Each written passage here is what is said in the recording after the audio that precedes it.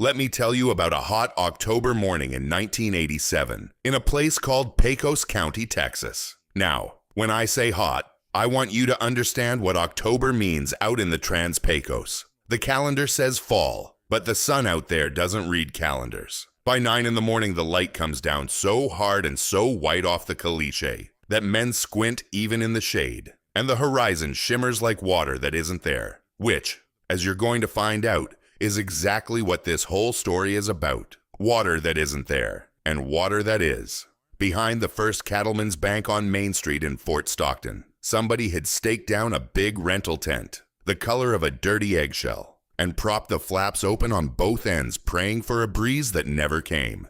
Inside that tent that morning, they were going to hold a foreclosure auction, farms and ranches. It was the 5th one in that county in a single year, and by then the routine of it had gotten so familiar that the coffee man from the cafe down the street knew to bring 2 urns instead of 1. Now, I want you to picture that tent. By 8:30, there were maybe 120 people standing around under that canvas, fanning themselves with the printed parcel sheets. And if you knew how to look, you could sort those 120 people into 3 different kinds. The first kind came in from Midland and Odessa in big sedans with cold air conditioning, and you could tell which cars were theirs because the engines kept running in the parking lot with the drivers still inside, saving up the cool. These were oil men. Or they had been oil men before the price of a barrel fell off a cliff the year before, and now they were becoming landmen, because money that gets scared in one place goes looking for a floor someplace else, and land is where scared money has always gone to hide. They wore pressed jeans and boots that had never stood in a cattle pen, and they could read a county tax record the way other men read a newspaper. The second kind came from farther off. There was a man from a land trust out of San Antonio with a leather folder under his arm, and a younger fellow from a Dallas investment outfit who kept stepping out of the tent to talk on one of those brand new cellular telephones, the kind that looked like a brick with an antenna sticking out of it. And every time he did it, half the tent turned to watch him do it. Because in 1987, out in Pecos County, a telephone you could carry was still about half magic. And then there was the third kind. And the third kind you had to look for. They stood along the back wall of the tent, 2 and 3 together, in faded shirts gone pale at the shoulders from years of sun, in straw hats sweated through at the band. And here is what you need to understand about those men. They were not there to bid. They were not there to buy one single thing. They were the neighbors. They were there because when a family loses its ground in farm country, somebody from that same country ought to stand under the same roof and witness it. It is a kind of respect. It is the last thing a community can give a man when everything else has already been taken. The farmers out there had a name for the way a tent like that feels. They called it graveside quiet. Nobody laughed too loud. Nobody slapped a back. You stood in your hat and you waited. Now hold that picture, because at about 20 minutes to 9, something walked into the tent that did not fit into any of those 3 kinds. A boy. He came in on foot through the back flap, out of that white morning glare, and he could not have stood more than 5'4". 13 years old. Anybody in that county could have told you exactly who he was, and most of them did, leaning to each other and murmuring it.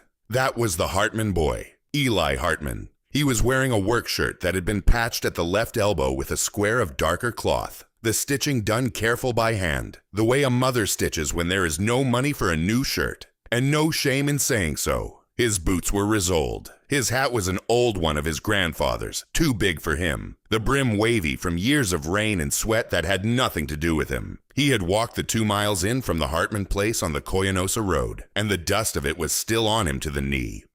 And under his left arm, held against his ribs the way another boy might carry a school book, he had a canvas-bound ledger, swollen fat with pages, the cloth gone the color of weak coffee. Now, everybody in that tent knew the Hartman story, or thought they did, and I'll give it to you the way they would have given it to you. The father, Tom Hartman, had been killed in the spring of 1984, working a pipeline crew east of town, a trench wall let go, and that was that. 31 years old. The grandfather, old Roy Hartman, the water well driller, the man who had drilled half the holes in that county over 50 years, had gotten sick in 85 and stayed sick. The long way, the expensive way, and had finally passed in March of 87, 7 months before this morning I'm telling you about. And everybody knew. The way everybody in a small county knows that the sickness had eaten everything. The rig was sold. The shop was sold. Word was the family didn't have 2 nickels left to rub together, and the widow Carol Hartman was cleaning rooms at the motor lodge out on the highway. So when that boy walked into that tent in his patched shirt and his dead grandfather's hat, carrying that old canvas book, the men in the pressed jeans drew the only conclusion the picture offered them. Somebody, and to this day nobody will admit to being the one, said it just loud enough to travel. He said, "Well, boys, look at that. The Hartman kids come to pass the hat." And the front half of that tent laughed. Not a cruel laugh exactly. Worse than that. An easy laugh. The laugh of men who have already decided what they are looking at and feel a little generous about it. One of the Midland men, a big sandy-haired fellow named Dale Pruitt, who you are going to want to remember, actually reached into his pocket and came out with a money clip and held it up and said, "Son, I'll start it off with a 20 if you'll go get us some cold Dr. Peppers." And the laugh came again, warmer this time. And a couple of men actually started reaching for their wallets, because in their minds the matter was settled. Poor kid, dead daddy, dead granddad, broke mama. Pass the hat and send him home. The boy did not smile. He did not look down either. He stood just inside the flap and let the laugh pass over him the way you let a gust of wind pass. And then he walked, not fast, not slow, up the side aisle of that tent, past the rows of folding chairs, and he stopped next to the registration table. And he stood there, right beside the chair of a man in a gray suit, a Fort Stockton lawyer by the name of Walter Dunn, 60 years old, a man so quiet and so ordinary that not one person in that tent had wondered why he was there. And if anybody had been watching close, and nobody was, they would have seen Walter Dunn look up at that boy and give him one small nod. The kind of nod men give each other when something long planned is finally about to start. The auctioneer tapped his microphone. The tent settled, and the boy reached up with one hand and took off his grandfather's hat, respectful, the way he'd been raised, and held it against his chest, and waited. Now, you are going to find out what was inside that canvas book under his arm, and when you do, you're going to understand why I have been smiling this whole time I've been telling you this. But that book is not where this story starts. This story starts with what happened in that tent over the next single hour, because an hour is all it took. Here is something worth knowing. In the 1980s, American farm foreclosure auctions were public legal proceedings, usually run by a court-appointed trustee or the lender after a borrower defaulted. The land was sold to the highest bidder on the spot, often for far less than it had been worth a few years earlier, and the proceeds went toward the unpaid loan. Between 1981 and 1987, hundreds of thousands of American farms went through some form of foreclosure or forced sale. Part 2.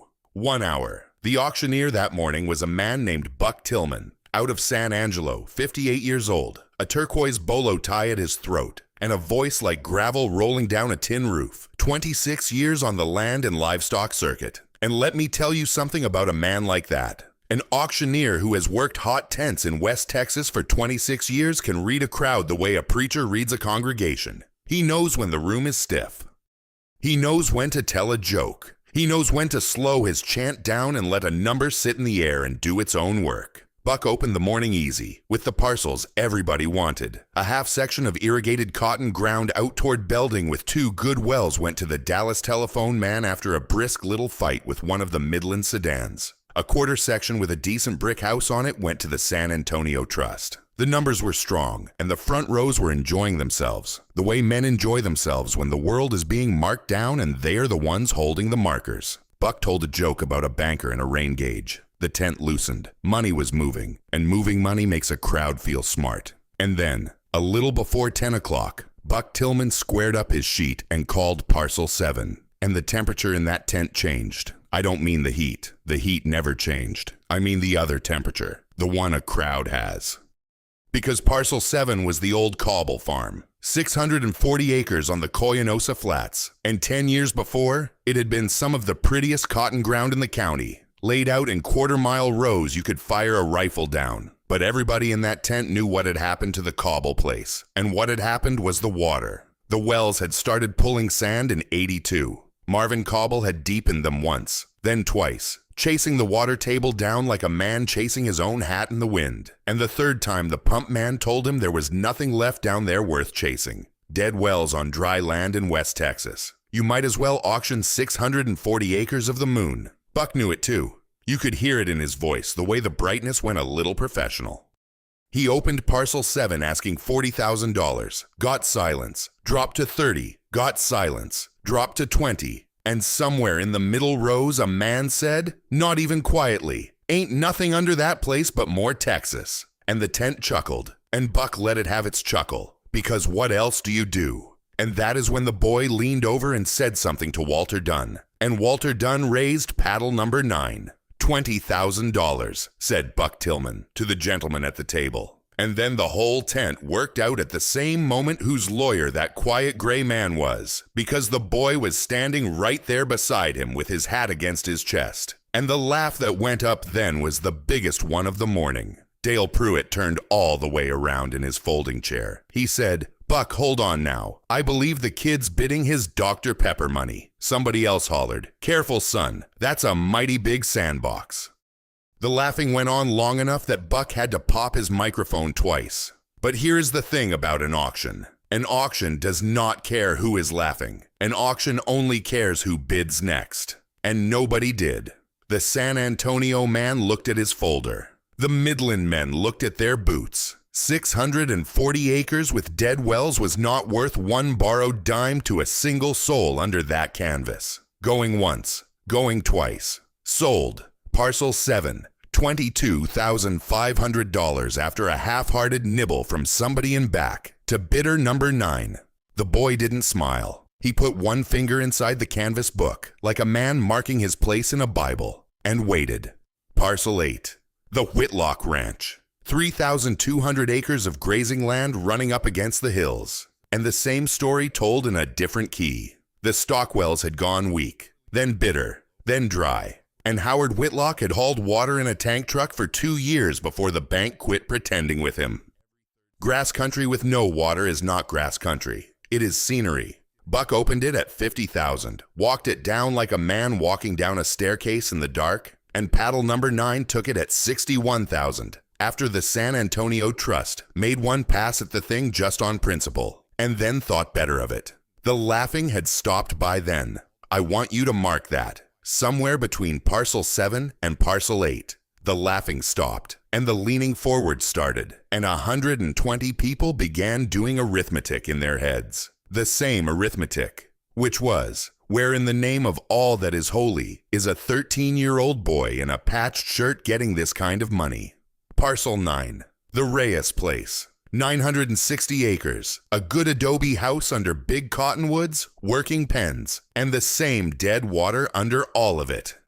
The Dallas man bid on the house, more or less for the house alone, and the boy whispered, and Walter Dunn raised, and the Dallas man came again, and Walter Dunn raised again, calm as a clock, in steps so small and so steady you could tell, if you knew what you were looking at, that somewhere a ceiling number had been written down ahead of time. And the man at the table was simply walking toward it without hurry and without fear. At $58,000, the Dallas man shook his head and put his paddle flat across his knees. "Sold," said Buck Tillman, and his voice had gone quiet, almost respectful. "Sold to bidder number 9. And then Buck did something auctioneers do not generally do. He looked down off the platform at the registration table, straight at the boy in the patched shirt, and he said, into the live microphone, "Son, that's 3. It was 20 minutes to 11. The boy had been in that tent 1 hour. And in that 1 hour, the kid that the front rows had laughed at, the kid Dale Pruitt had offered $20 to fetch sodas. That boy had bought the Cobble Farm, the Whitlock Ranch, and the Reyes Place. 4,800 acres of Pecos County, Texas. Bought it all, as the paperwork would show, in the name of something called the Roy Hartman Trust, with 3 cashier's checks that Walter Dunn laid on the felt tabletop one at a time, drawn on the First Cattleman's Bank itself, dated, every one of them, back in February, 8 months before the auction was ever announced. You think about that. Those checks were cut before the bank had even foreclosed, like somebody had seen the whole thing coming the way you see weather coming across open country. And that tent went so quiet you could hear the canvas breathe against the ropes. Walter Dunn signed where you sign, slow and careful, and the boy stood beside him with his hat still held against his chest. And when it was done, the two of them walked down the center aisle between the folding chairs, and nobody said one word until they got to the flap. It was Dale Pruitt who stepped into the light in front of them. And I'll say this for Pruitt, he wasn't angry. He was something closer to lost. He looked down at that boy and he asked him, honest as a child himself, son, who in God's name told you to buy dead ground? And Eli Hartman looked up at him from under that wavy brim, 13 years old, and gave him the only answer he had. My grandfather, he said. And he walked out into the white glare and turned up the Koyanosa Road and went home the same way he came, on foot. 2 miles, with the deeds to 3 ranches in a manila envelope under his arm, right next to the canvas book. Now, to understand why a dying old man cut cashier's checks for land everybody knew was worthless, to really understand it, you have to go back about 15 years and watch how every other man in that tent got there. And that, friends, is the part of the story nobody ever tells. Here is something worth knowing. A 13-year-old cannot legally hold title or bid at auction on his own, but American law has always allowed property to be bought and held in trust for a minor. A trust is a legal arrangement where an adult trustee, often a lawyer or a bank, holds and manages property under written instructions for the benefit of someone else. The trustee signs the papers. The beneficiary, even a child, owns the benefit of what is bought. Part 3. The machine that filled the tent. To understand that hour in the tent, you have to understand the 15 years that led up to it. And I am going to walk you through those years the way a man walks a fence line, slow enough to see where the wire broke. Start in the early 1970s. Out in the Trans-Pecos, 2 booms came up out of the ground at the same time, and they fed on each other. The first was oil. The Permian Basin, up around Midland and Odessa, was throwing off money the way a wet dog throws off water. And after the oil embargo of 1973 sent crude prices climbing, that money got loud. The second boom was on top of the ground. Cotton was strong. Cattle were strong. Alfalfa hay was rolling out of irrigated fields around Koyanosa and building in bales stacked taller than houses. And all of it ran on one thing. The thing this whole story runs on. Water pumped up out of the ground. And here is what you need to understand about those years. The banks changed. The production credit men, the federal land bank men, the loan officers at the county banks, they stopped treating farmland like farmland and started treating it like a stock certificate, like a thing that just went up. Land out there that had traded around $100 an acre in the late 60s was crossing $300 by 76, and irrigated ground with good wells was crossing $800, and every dollar that land went up on paper was a dollar a man could borrow against. And they preached it, friends. They preached it at the cattle raisers' dinners and the co-op gin meetings and the Rotary lunches, and the gospel had 3 parts. Part 1, land only goes up. Part 2, borrowing is how a smart man grows. Part 3, if you are not getting bigger, you are getting smaller. And there was a 4th part they didn't say out loud, but everybody heard anyway. A man who paid cash. A man who kept his ground clear and his name off the paper. That man was not careful. That man was, and this was the word, unsophisticated. That man was yesterday. Between 1975 and 1981, farm and ranch land in that corner of Texas roughly tripled on paper, and men who had farmed the same dirt for 30 years watched their net worth quadruple without growing 1 extra bowl of cotton. And they were told by young men in ties who had grown up in Dallas and never primed a pump that they would be fools not to put that equity to work. So they signed. Good men signed. Smart men signed. Marvin Cobble signed a $340,000 note in 1979 to buy out his neighbor and put in 2 new pivots. Howard Whitlock signed to expand his cow herd at the exact top of the cattle market. The Reyes family signed to deepen wells and re-level fields, which is the bitterest one of all, because they borrowed money against their water to chase their water. And then 3 things happened, and they happened almost on top of each other. And any one of them alone, a strong operation might have survived. It was the 3 together that broke the country. The first thing happened in Washington. A man named Paul Volcker, chairman of the Federal Reserve, set out to kill the inflation that was eating the whole nation alive. And the way he did it was to raise interest rates past anything living memory could match. The prime rate crossed 15% in 1980 and touched better than 20 in 81. And all those notes the farmers had signed at 8 and 9%, the variable ones, repriced. A man who had been paying $2,900 a month in 1979 was paying $5,200 a month on the same dirt by the end of 81, and the dirt had not learned to grow $1 more of cotton. The second thing happened under Midland. In early 1986, the price of oil collapsed, fell from around $30 a barrel to around $10 in a matter of months, and the whole West Texas economy went down the same hole. The drilling stopped. The service companies folded. The banks that had been fat on oil paper got scared, and scared banks do not renew farm notes. They call them. And the land prices that had tripled going up came down faster than they went, because the only buyers left were the ones waiting at the bottom. And the third thing, the thing underneath the other two, the thing this story is really about, had been happening slow and silent, since before any of those men signed anything. The water was leaving, not the rain. There was never much rain to begin with, 11 or 12 inches a year out there in a kind year. I mean the old water, the water down in the sands and gravels that the pumps had been drinking since the 1940s. Every year there were more wells and bigger pumps, and every year the water table in those shallow formations slipped a little farther down, 2 feet, 4 feet, some years 8. And the county had been given a warning about what that ends in, the plainest warning you could ask for. And the county had watched it happen and gone right on pumping. Because in 1961, Comanche Springs died. Now, Comanche Springs was the reason Fort Stockton existed at all. It was one of the great desert springs of Texas. Water coming up out of the rock at millions of gallons a day. Water the Comanche watered horses at. Water the Army built a fort over. Water that families swam in on July evenings for generations.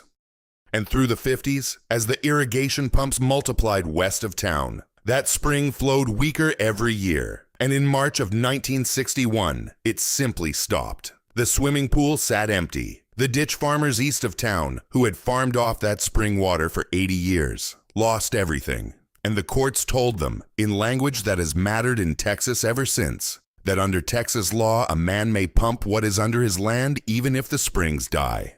The strongest pump wins. Old Roy Hartman stood at the dry spring house that year. People who were there remembered it, with his son Tom beside him, just a boy then, and the two of them looked a long time at the wet stain fading on the rock. And Roy said something that day that he would go on saying for 25 years, to anybody who would listen, and a great many who wouldn't. He said, "The ground keeps books, and the ground always collects."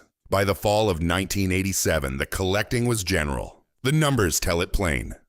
Land that had touched $800 an acre was begging at $200. The fifth auction tent of the year went up behind the first cattleman's bank. And here is the thesis of that whole bitter decade, stated as plain as I know how to state it. That crisis did not punish bad farmers. It punished indebted ones, and it punished the ones who had treated water as a number on a loan application instead of a fact in the ground. Marvin Cobble, one of the finest cotton men that county ever raised, was driving a parts truck out of Odessa the morning his farm sold. Howard Whitlock was day working on other men's ranches at 61 years old. The Reyes family was split between Fort Stockton and El Paso, working for wages. These were not fools. Friends, don't you let anybody tell this story that way.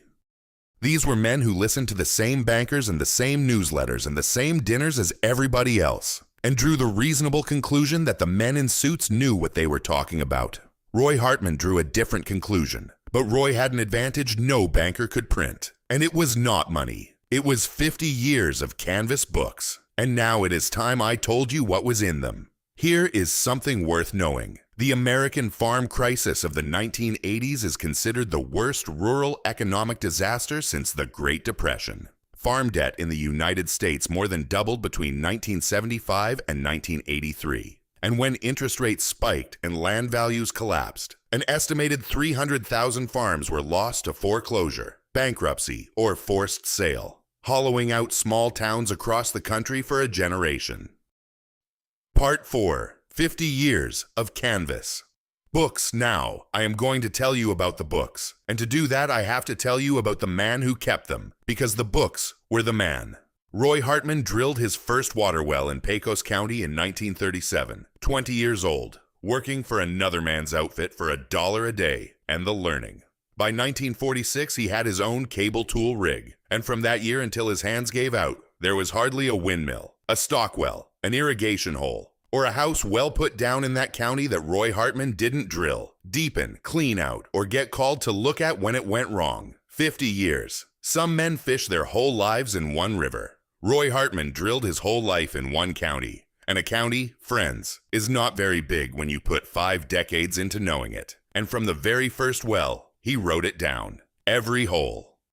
In canvas-bound ledgers he bought at the stationery store. A new one every few years as the old one filled. The date, the landowner, the location, marked off section lines and fence corners in his own shorthand. And then the part that mattered, the part that made those books what they were. Foot by foot, what the bit came up through. Red clay to 40 feet, caliche to 90, sand, water-bearing weak, gravel, water-bearing, good, gray shale, dry, and how deep the dry went, where the water stood in the hole when they let it rest overnight, whether it was sweet or salty on the tongue, how many gallons a minute the bailer said, and how many the pump proved. You understand what I am describing. One man, over 50 years, had hand-built a map of everything underneath Pecos County, a map that existed nowhere else on this earth. The state had scattered records. The university men came through now and again with their reports.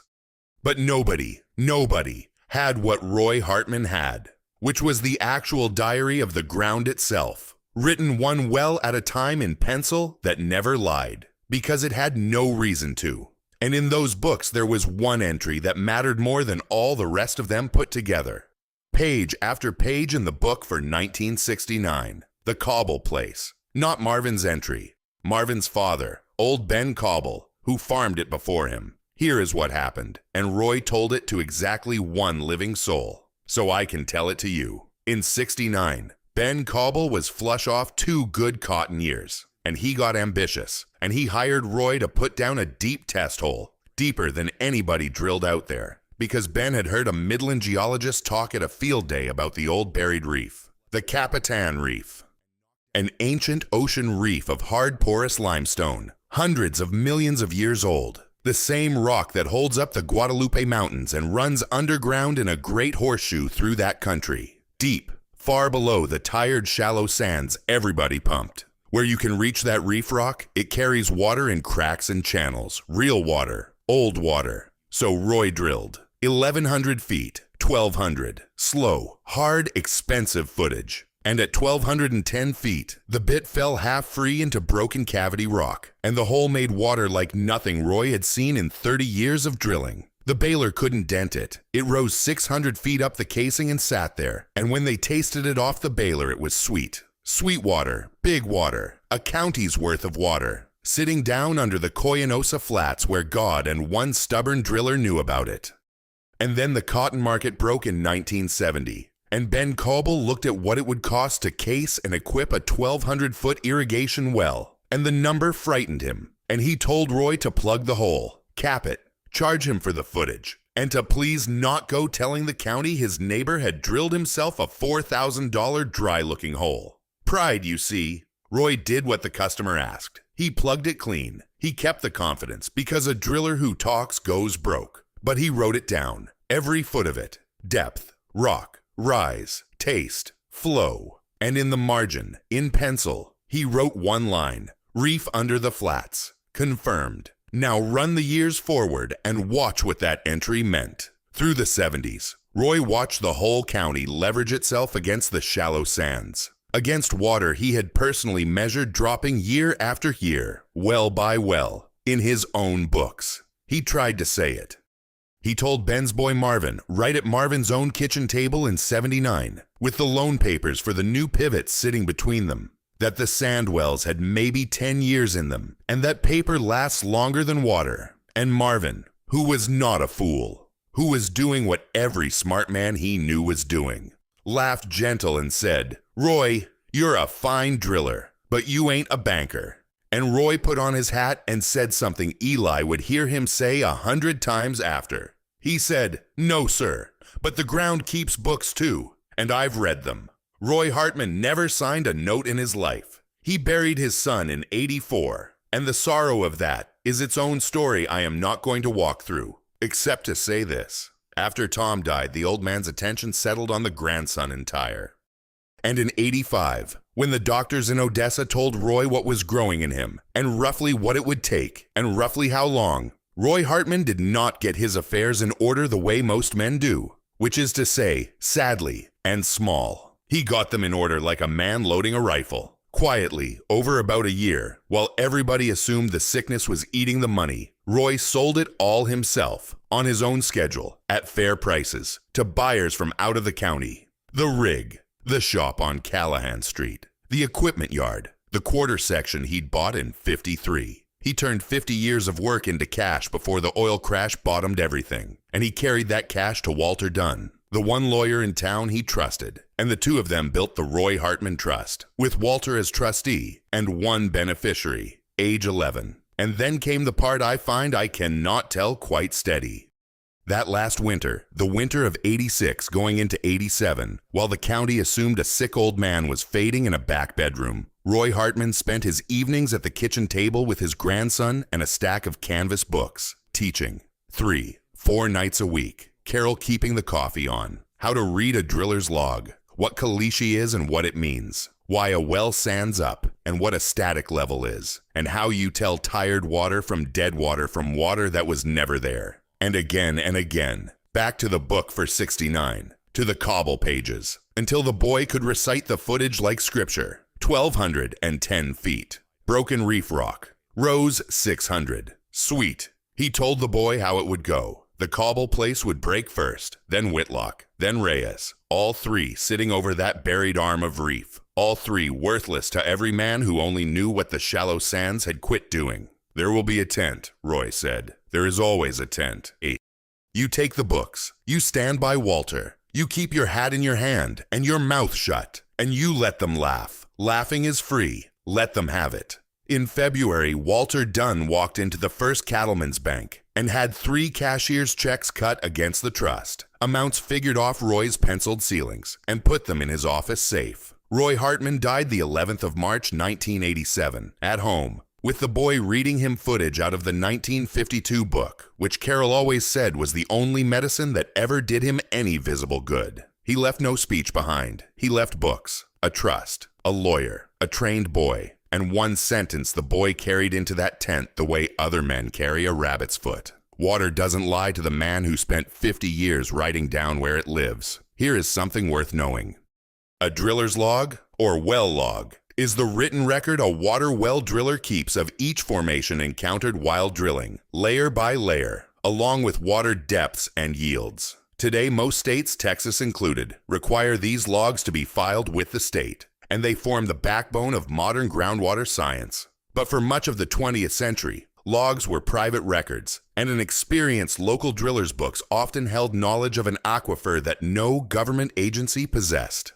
Part 5. Water and Dignity. Now I want to take you back to where we left that boy, walking up the Coyanosa Road with 3 deeds in a manila envelope, because the county sure didn't leave him alone there. By supper time, the story had traveled the length of Pecos County twice, and it improved with every telling, the way stories do. By Sunday, it had reached Midland, where Dale Pruitt told it at a barbecue as a joke on himself, the day I tried to send a millionaire for Dr. Peppers. People laughed, and then somebody asked the obvious question, the one Pruitt had asked at the tent flap, and the laugh died out, because nobody had an answer. Why would anybody, child or grown, pay good cash money for 4,800 acres of certified dead ground? For about 6 weeks, the county settled on the kindest available theory, which was that a sick old man had lost his judgment at the end, and a lawyer had gone along with it. And wasn't it a shame about that boy's inheritance? Men said it at the gin and at the coffee shop. Poor kid. First the daddy, then the granddad. Now this. And then the second week of December, 1987, a drilling rig turned off the highway onto the old cobble place. It was not a stranger's rig. Folks recognized the man stepping down out of the truck before his boots hit the dirt. Tino Salazar, 55 years old. who had been Roy Hartman's tool pusher and right hand for 28 years before the outfit sold, and who had taken exactly one telephone call from Walter Dunn and said yes before Walter finished the second sentence. Tino brought his 2 grown sons, and out of the pickup behind the rig stepped Walter Dunn in his gray suit and a 13-year-old boy carrying a canvas book. They did not wildcat. They did not guess. They drove the section lines with the 1969 book open on the dash until Eli matched Roy's shorthand to a fence corner and an old cottonwood snag. And they found it. The low concrete plug of a hole the county had forgotten was ever drilled. 18 years grown over in mesquite. And Tino Salazar took off his hat and stood over that plug a minute. Because he had been on this spot in 1969 as a young man. He was the only other living soul who knew. And he had kept the confidence too, all those years. Because Roy's word was his word. That, friends, is a kind of man they made out there. They drilled out the plug and went down the old hole. And I will not stretch this part, because the ground does not do drama. The ground just does facts. At 1,210 feet, the bit found the broken reef rock exactly where a dead man's pencil said it would be. And the water came up the casing and stood, and Tino's youngest son ran the baler and brought the first of it up into the December sunlight. And the 4 of them passed a tin cup around like communion. Sweet, cold, old water. Water that had been waiting down in that ancient ocean rock since before there was anybody to wait for. They cased it, set the pump, and on the 9th of January, 1988, they opened the valve and let it run into the dry ditch of the Cobble Place's old delivery system, just to see. Word travels fast in dry country when water is the word. By the 3rd day, there were trucks parked along the county road, men standing at the fence in winter coats, watching a 6-inch column of clear water roar into a ditch on a farm the whole county had buried. Dale Pruitt drove the 2.5 hours from Midland himself, alone, and stood at that fence a long time. And the man next to him said Pruitt never said one word, just watched the water, and once, very quietly, took off his hat. The well made better than 1,000 gallons a minute. Over the next 2 years, the trust put down 2 more reef wells, one on Whitlock, one on Reyes, both placed off the books, both good, and 4,800 acres of dead ground came back from the dead. Now here is the part of this story I most need you to hear. Because the wells are just money, and this part is the man, or the start of one.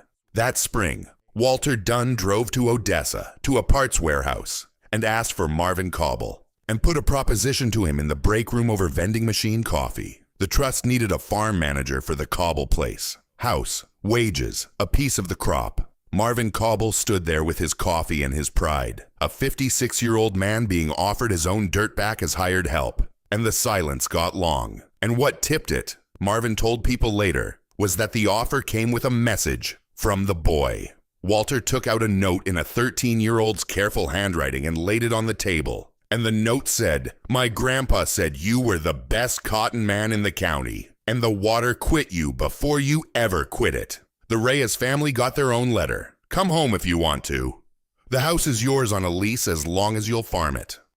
The Whitlock grass got stalked slow and careful, rested in rotation, never crowded, because the boy had absorbed the other half of Roy's religion too, which is that the ground keeps books on grass the same as it keeps them on water. And the county watched all of it, and the county did what counties do, which is argue about it at the coffee shop. Some said the lawyer was running the whole show and the boy was a figurehead. Some said it was beginner's luck dressed up in a dead man's hat. But the old farmers along the back wall of that tent, the witnesses, the graveside quiet men, they had a different read on it, and theirs is the one that stuck. One of them, an old dry land man named Hap Caldwell, said it at the gin one morning in front of a dozen men, and it went around the county like weather. Hap said, "You all keep asking how a boy bought 3 ranches. Wrong question. That boy didn't buy anything. Roy Hartman bought those places. He just did it from the cemetery, and he used the only partner he ever trusted with the books. And Eli Hartman went back to the 7th grade. That is the detail people could never get over, and I'd ask you to sit with it. The boy who owned 3 ranches did his algebra, fed his mother's chickens, and rode the school bus, because Carol Hartman would not have it any other way. And because the trust said what the trust said, Roy had built it, so the boy could not touch principal until he was grown. The old man had thought of everything, including the boy himself. The years went by the way years do. And I want to give you one scene from down the road, because every story like this one has a scene like this one, where the question that has been sitting on a man finally gets asked out loud. It was the County Livestock Show, January of 1995, the coffee line in the show barn. And Eli Hartman, 21 by then, tall, still quiet, found himself standing next to Dale Pruitt. And Pruitt had been through it himself in the meantime. The second oil bust had taken his company and a good piece of his swagger, and trouble had made him honest. They did the weather, they did the calf prices. And then Pruitt looked down into his coffee and asked it, plain, "All right, son. 8 years I've wondered. How did you know?" And Eli gave him the answer he'd had ready since he was 13, the only true one. "I didn't know," he said. "My grandfather knew. Everybody in this county was reading loan papers. He was reading the ground. 50 years, every well, every foot. Wrote it all down. Then he sat me at the kitchen table one winter and taught me which page mattered." Pruitt thought that over a while. Then he said, "Quiet, so it didn't carry down the line. We all thought you'd come to that tent to beg, son." "I know it," Eli said. "Grandpa told me you would. He said laughing is free. Let them have it. Here is something worth knowing. Texas groundwater operates under the rule of capture, established in 1904, which lets a landowner pump the water beneath his land even if neighboring wells or springs fail as a result. The death of Comanche Springs in 1961, after irrigation pumping cut off its flow, became the most famous demonstration of that rule. It is why in Texas, owning land over deep water can matter more than owning the land itself. Part 6. The name in the margin. Now, I am going to move quick through 30-some years, because a good life, honestly lived, does not take long to tell. It is the crooked ones that need the explaining. Eli Hartman never signed a note. Not at 25, not at 40, not once, not ever. And you already know where he learned that. The trust dissolved into his name when he came of age. And the first independent thing he did as a grown man, people still tell this, was drive his mother to Fort Worth and trade her worn-out Pontiac for a new Buick, paid in cash. And Carol Hartman cried in the dealership and pretended it was the new car smell. The second thing he did was put a proper headstone on his grandfather's grave, granite, plain, with the name and the dates and one line under them. He wrote it down. He farmed cotton and ran cattle, and he treated that reef water the way his grandfather had taught him to treat everything, which is to say, like a thing borrowed, not a thing owned. He metered his own wells when no law made him do it. He drip irrigated when the neighbors still thought drip was for gardens, rested his grass, watched his static levels every season, and wrote them down in canvas books he bought at the same stationery store, because the ground keeps books. And Eli Hartman intended to keep up his half of the ledger. And when the groundwater district finally came to that part of Texas, and the meetings got loud the way water meetings always get loud, it was Eli they asked to sit on the board, the quiet man with 60 years of family logs under his arm. And he served 20 years and missed, by Carol's count, exactly 2 meetings, both for funerals. When land came up for sale next to him in '99, and again in 2008, he bought at ordinary prices in ordinary times from willing neighbors, full price, cash, and never once in his life did he buy at a foreclosure tent again. People noticed that. He never explained it. I'll explain it for him. The first time was his grandfather's plan. There was never going to be a second time because Eli had stood in that tent at 13 and heard graveside quiet from the inside. And a man who has heard that does not go shopping in it for sport. Marvin Cobble managed the Cobble place for 11 years, made the best cotton of his life on reef water, and retired off his share to a little house in Fort Stockton, where he kept a garden that won at the county fair. He and Eli stayed close until Marvin passed. The Reyes family farmed the adobe house place into the next generation, and a Reyes grandson runs it today. Tino Salazar's sons drilled every well Eli ever needed, and a good many for the rest of the county besides. And somewhere along the way, without anybody calling a meeting about it, Eli Hartman became the man young farmers in 4 counties came to see before they drilled a hole or signed a paper. They'd sit at the same kitchen table, and Eli's wife would pour the coffee, and Eli would pull a canvas book and show them what the ground under their own place had been doing for 60 years. And then he would tell them about notes, and about water, and about which of the two runs out faster. Some of them listened, some didn't. That part, he always said after the trucks pulled out of the drive, was none of his business either way. Carol Hartman lived to see all of it. She kept her job at the motor lodge for 2 more years after the auction, because she said a boy with 3 ranches needed to watch his mother go to work in the morning more than he needed anything money could buy. And you can argue with that if you want to, but you will not win. She lived in the home place until 2016, and at her funeral the Lutheran church was full, and Marvin Cobble's daughter sang, and 4 counties worth of farm trucks lined the cemetery road, and not one person there needed to be told why. Now I want to take you to where this story has been going the whole time. A kitchen on the Koyanosa Road, on a cold, clear evening in February of 2021. Same table. I mean that literally, the same wooden table, because Eli Hartman is not a man who replaces a thing that still works. Eli is 47 now, and across the table from him, with her homework pushed aside, and a mug of hot chocolate going cold because she has forgotten about it, sits his daughter, Ruthie Hartman, 13 years old. And on the table between them is a stack of canvas-bound books, and the top one is open, and Eli is teaching 3-4 nights a week, all that winter, the same school his grandfather kept. What caliche is, what a static level says, how a well sands up,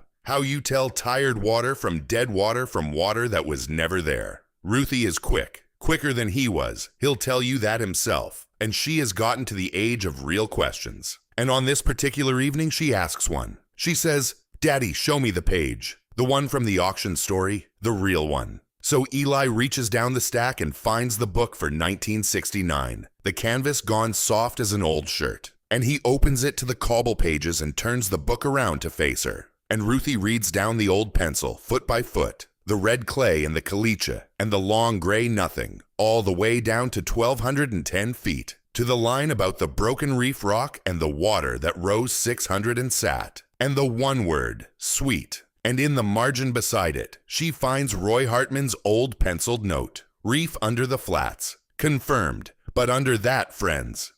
Under that, in pencil gone fainter than the rest, in a hand you can tell was shaking some, there is one more thing written in that margin, and it is not about rock, and it is not about water. It was added, you understand, in that last winter, by a dying man sitting at this same table, on some evening after the boy had gone up to bed. One word, Eli. That's all. Not an explanation, not an instruction, just a name, set down next to the most valuable secret in Pecos County. The way a man writes a name on a thing so there will never be any question who it was meant for. Ruthie looks at that a long time, 13 years old, reading her father's name in her great-great-grandfather's hand. And then she looks up and asks the last question. The one the whole county asked in 1987 and never quite got answered. She says, "But Daddy, how did he know you'd do it right? You were just a kid." And Eli Hartman sits back and he thinks about it, because he has never been a man who answers fast. He didn't know, Eli says finally. You can't know a thing like that.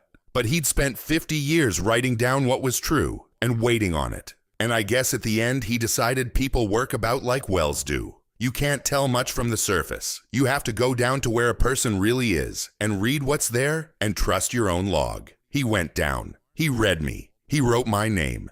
And Ruthie thinks about that. And then she pulls the book gently across the table to her own side of it and bends over the page and keeps reading. Outside the kitchen window it is dark, and out under the Koyanosa flats, down past the clay and the caliche and the long gray nothing, the old water is sitting in the ancient rock the way it has sat for 1,000,000 years, patient, waiting on whoever takes the trouble to find out the truth of things and write it down. And that, friends, is the story. A boy, a tent full of laughing men, 50 years of canvas books, and one name, in pencil, in a margin, Eli. Here is something worth knowing. Studies of family wealth show that most fortunes are gone by the 3rd generation, and the failures are rarely about money itself. What lasts is almost always knowledge and habits transferred deliberately, the way a trade is taught. Estate planners call it preparing the heir rather than just preparing the assets. A trust can protect property from a child's youth, but only teaching patiently at kitchen tables. protects the child from losing what the property meant.